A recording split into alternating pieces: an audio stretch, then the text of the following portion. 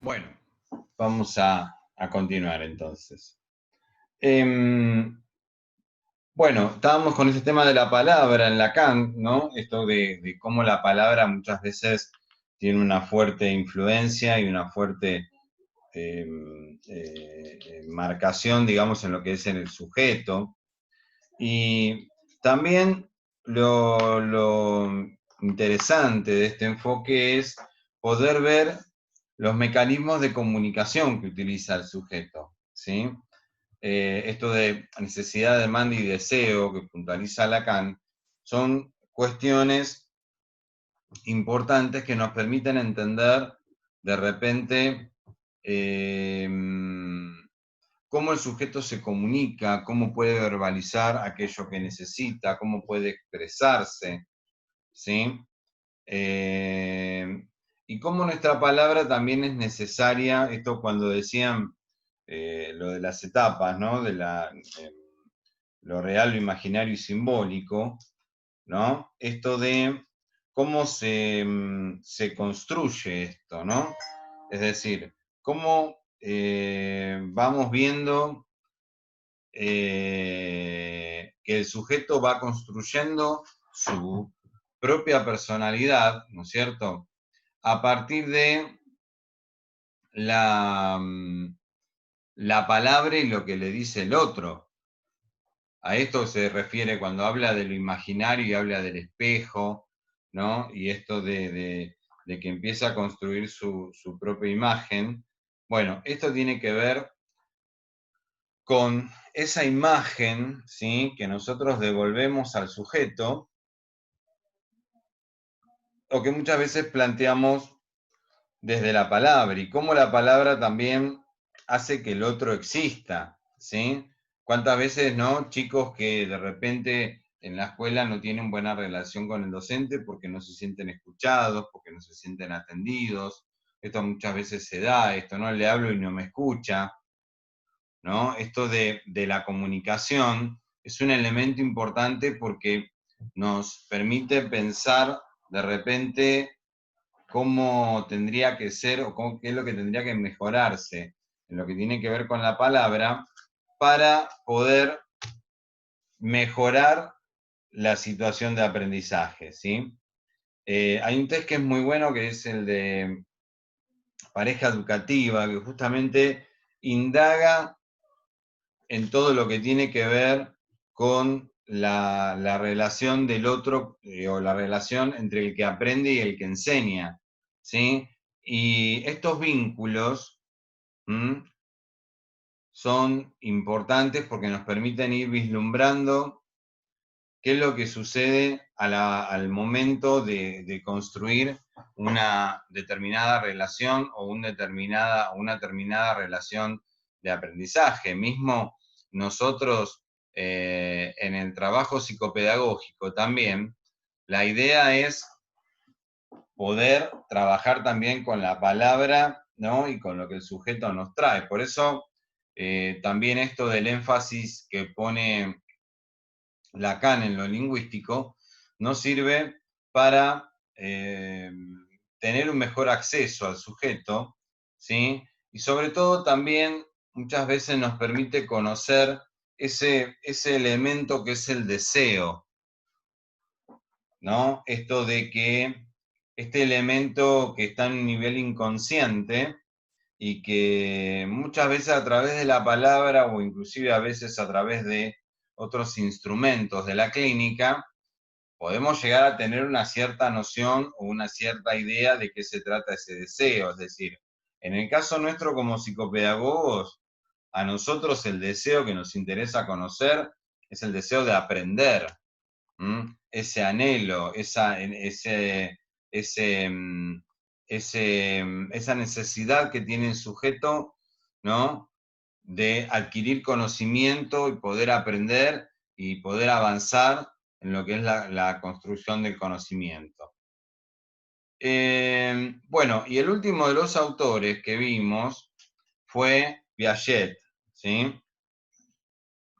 Es decir, Piaget, bueno, el aporte de Piaget es capital, es, digamos, tenemos que enumerar, digamos, cada uno de los elementos que Piaget elabora en su teoría. Es decir, la teoría de Piaget sabemos que fue fundacional para que de repente se establezca la psicopedagogía como tal, ¿no? Entonces, este aporte de Piaget, o que Piaget hace, digamos, permite también otra mirada, es decir, nos permite romper un poco con lo conductista o con lo conductual, porque, digamos, nos adentramos a pensar, ¿no? ¿Cómo se da el proceso de construcción del conocimiento del sujeto?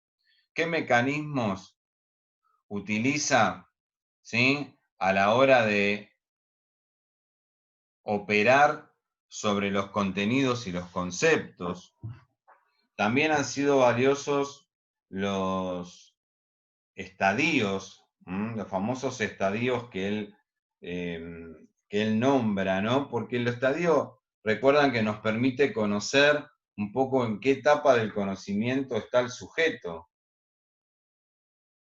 ¿sí? Básicamente. Y entonces ya nos permite o nos da un parámetro para saber, digamos, cómo el sujeto va construyendo los primeros conceptos. El tema de los factores que hacen también al conocimiento o al desarrollo del conocimiento, esto es fundamental. Un elemento clave, digamos, es lo social. Por ejemplo, este tema de la interacción social, es decir, un elemento en donde la construcción del conocimiento básicamente se da porque el sujeto empieza a interactuar con los otros. Sencillamente por eso, o como uno de los factores, ¿no? Sabemos que después está los primeros conceptos que construye, la tendencia al equilibrio, ¿no? El desarrollo del sistema nervioso, o sea, toda una serie de elementos, ¿sí?, que hacen que pensemos de repente desde otra forma el aprendizaje, ¿sí? Esto de que entendemos que no todos también aprenden de la misma manera al mismo tiempo. Las famosas pruebas operatorias que Piaget, que se establecieron en base a la teoría de Piaget, es un recurso que nos permite ir viendo cómo el sujeto opera o interactúa con el conocimiento. Entonces, la cuestión pasa por decir, bueno, ¿qué de estos elementos nos permiten tener un mayor acercamiento a lo que es el proceso de conocimiento de este sujeto? Es decir, qué estructuras maneja, ¿sí?, si está dentro de los parámetros esperables o normales. Y otro elemento fundamental es el concepto de adaptación, ¿sí? Esto de cómo el sujeto se adapta a lo que es el proceso de construcción, digamos, del conocimiento, ¿sí? Bien, en base a, entonces, a estas teorías, ¿sí? Acá voy a entrar ya en otro tema. Fíjense Profe, perdón. sí. ¿Podría repetir lo de adaptación? Que justo mi perro se puso a Ah, ladrar y no sí. escuché. La adaptación, entonces, decíamos que es un concepto fundamental porque nos permite entender cómo el sujeto se posiciona frente al conocimiento, ¿sí? Esto de, ¿se acuerdan cuando hablábamos de desequilibrio óptimo, ¿no? De poner situaciones que sean significativas, o lo que es el aprendizaje significativo, o sea, esto de... son todos conceptos que fueron revolucionarios y que permitieron dar otra mirada, ¿sí? Es decir, la integración hoy, digamos, como la entendemos hoy, no existiría, básicamente. ¿Por qué? Porque sabemos que antes la educación era o la hacía el psicólogo o la hacía el médico. y no se tenían en cuenta todos estos elementos, ¿no? que en su momento aportó Piaget. Por eso la adaptación es es un mecanismo, digamos, fundamental, ¿sí? Es decir, cómo se adapta al conocimiento, es decir, el chico que, no sé, el chico que tiene que enfrentar o tiene que estudiar matemática y de repente, no sé, en vez de cuenta con los dedos, hace la cuenta en la mesa, lo puede hacer mentalmente. Esto, es decir, qué mecanismos utiliza para poder acceder a ese conocimiento. ¿Sí? A eso se refiere. Esta es la adaptación. Es decir, bueno, ¿cómo me adapto a lo que sé? O lo que yo sé, ¿cómo lo adapto a lo que me están proponiendo ahora? ¿Sí? Profe- Profesor, perdón, también habla de asimilación, ¿no? Adaptación, Claro, la asimilación. adaptación, exacto, incluye estos dos pasos, que es la asimilación y la acomodación, ¿sí? Es decir, ¿Cómo la acomodo asimilación, a sí, las estructuras que ya tiene el niño tiene al nuevo conocimiento, ¿no? exactamente, se incorpora, la asimilación es la incorporación de eso nuevo a lo que el sujeto ya sabe, Claro, pero no lo puede incorporar tal cual está. Y ahí entra la acomodación, por eso necesita acomodarlo, claro. Sí, sí, ¿sí? sí. Es decir, si yo voy y le hablo a alguien que nunca en su vida vio una computadora, le hablo de la computadora,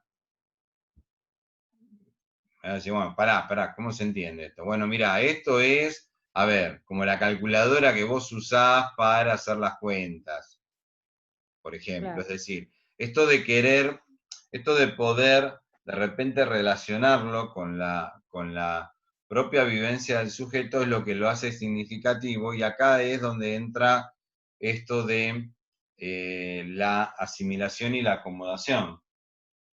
¿Sí? Sí, Ujú. sí, fundamental. Yo creo que es un concepto que cambió todo lo que tiene que ver el aprendizaje y la pedagogía, ¿no? Claro, Eh, sí. y bueno, en base a estos modelos, ¿sí? O a estas teorías, vamos a decir, surgieron en el trabajo psicopedagógico dos sujetos. Uno es el sujeto epistémico y el otro es el sujeto psicológico. ¿Sí? ¿Cómo se dio esto? Al principio, digamos que se trabajaba en forma,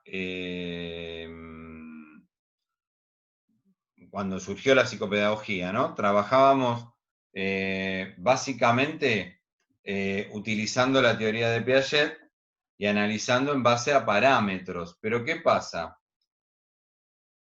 Era un sujeto, el sujeto con el que trabajábamos en la clínica psicopedagógica era un sujeto abstracto, es decir, un sujeto de laboratorio, vamos a decir. ¿Sí? Es decir, ¿cómo se entiende? Hacíamos pruebas, ¿no? Hacíamos indagaciones, hacíamos un montón utilizábamos un montón de recursos, pero ¿qué pasaba? Este sujeto estaba totalmente apartado de lo que tiene que ver con su ambiente, con su entorno, con lo social, con lo afectivo. Entonces, como que no tenía valor, es decir, ¿por qué, por ejemplo, muchas veces no, el chico, por ejemplo, se comporta distinto en la casa y en el colegio, por ejemplo, y es el mismo chico, ¿no? ¿Vieron? Cuando la maestra le dice a la mamá, le dice, ay, acá es divino, se porta re bien. No me diga, le dice la madre, ¿no? Como, uy, a mí en casa me vuelve loca. Entonces, esto del entorno, ¿sí? O de cómo influye el entorno también, es un elemento importante, que acá queda como abstraído, es decir, no es lo mismo yo tomarle una prueba a un chico solo en el marco del consultorio o en el marco de la, o de, digamos, del equipo, que de repente tomar la misma prueba al chico, pero con todo su entorno, vamos a decir, cotidiano. Entonces, ¿por qué? Porque el chico a lo mejor si está con los compañeros se distrae, o está pensando en que tiene que ir al recreo, o está pensando en otra cosa. Entonces, eso hace que de repente la prueba, digamos, tenga dos resultados que pueden llegar a ser muy diferentes, ¿sí? Por eso, después a partir de la década del 60, en principio de los 70, surgió o se volvió a trabajar, o mejor dicho, cobró mucho más auge el psicoanálisis, y ahí se volvió la mirada sobre lo afectivo y sobre lo netamente psicológico. Pero ¿qué pasó? Dejamos de lado todo lo que tiene que ver con los procesos de pensamiento. Acá es donde surge el sujeto psicológico. El sujeto en donde solamente se tiene en cuenta todo lo que es lo afectivo, lo emocional, lo social, lo que es su entorno, y por lo tanto también es un sujeto incompleto, igual que el epistémico. ¿Por qué? Porque también no nos da una caracterización también completa del sujeto. Entonces, ¿cuál es la idea acá? La idea es que tiene que haber una amalgama entre los dos, tiene que haber una unión entre las dos. Tenemos que trabajar con los dos sujetos, pero no lo hacemos con los dos sujetos a la par, sino que nos posicionamos en uno y necesariamente vamos a tener que volver en algún momento sobre el otro. Por ejemplo, yo puedo tener un chico con un déficit en lo cognitivo, pero yo en algún momento tengo que indagar cómo es su entorno, cómo es su vida cotidiana, ¿sí? Cómo está compuesta su familia, qué sucede cuando está en la casa, qué hace cuando está en el colegio. O sea, tengo que tener en cuenta lo afectivo. ¿Por qué? Porque me puede explicar un montón de cosas que se reflejan en la conducta del sujeto. ¿Sí? Lo mismo que si yo empiezo desde lo afectivo.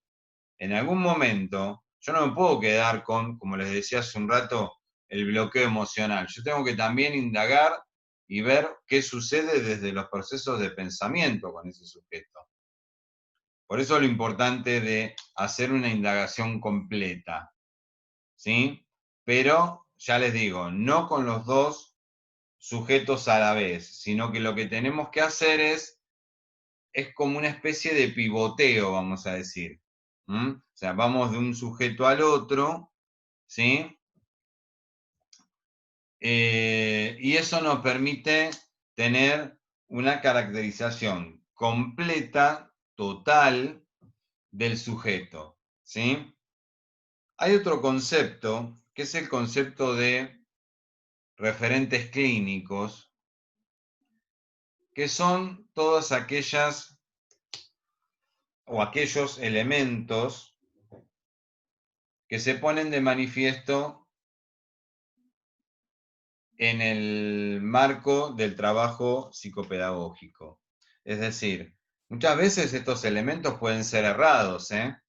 O sea, no necesariamente, vamos a decir, aquella estrategia que a lo mejor no funcionó, igualmente me da una información del sujeto, o me da otro conocimiento, ¿sí? Es decir, tiene que ver un poco con las intervenciones que nosotros hacemos, ¿sí?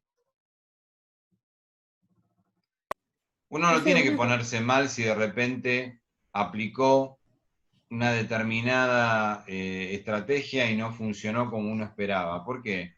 Porque uno ya sabe que con ese chico esa estrategia no va, y aparte me permitió conocer un aspecto de ese chico que yo no conocía, ¿sí? O algo que a él no le gusta. Entonces me permite reformular, ¿no es cierto?, todo lo que es mi trabajo terapéutico.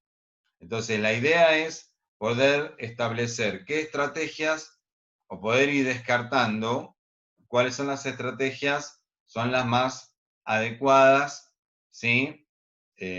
Para el trabajo con ese sujeto, ¿sí? Bien. Hasta acá, ¿alguna pregunta, alguna duda? Yo, profe. Sí, decime. Entonces, digamos, cuando tengo en cuenta lo emocional, pero también los procesos de pensamiento, ¿sería el sujeto epistémico? El No. epistémico solamente... ¿Es el primero? Es el primero cuando se tiene solamente en cuenta los procesos de pensamiento, nada más. Y el otro es el psicológico. Aislado de todo, aislado de lo que es la vida del chico. ¿Sí? El psicológico es cuando ponemos solamente el acento en lo emocional o afectivo o social del sujeto, sin tener en cuenta los procesos de pensamiento. Y los dos juntos no es que tienen un nombre aparte. No tienen, se tienen en cuenta los dos. No, sino que simplemente, exacto, tenemos que trabajar justamente con esos dos sujetos. Pero, ya te digo, no podemos encarar los dos a la vez. Tenemos que ir y venir entre uno y el otro. ¿Mm? Bueno, gente, bueno, por hoy vamos a ir dejando acá. Y pues bueno, la próxima seguimos trabajando. ¿Sí? Así que bueno, hoy los libero un poquito, así se despejan la neurona. Bueno, nos vemos la semana que viene. Chao, profe, hasta la Chao, semana que hasta viene. luego. Ay, a ver, alguien me preguntaba, perdón, por chat. No, era referido a lo que estábamos hablando, profe. Ah, perdón, lo vi ahora, perdón. Bueno, nos vemos. No hay problema. Chao, chao. Buenas noches. Chao. Chao, chao.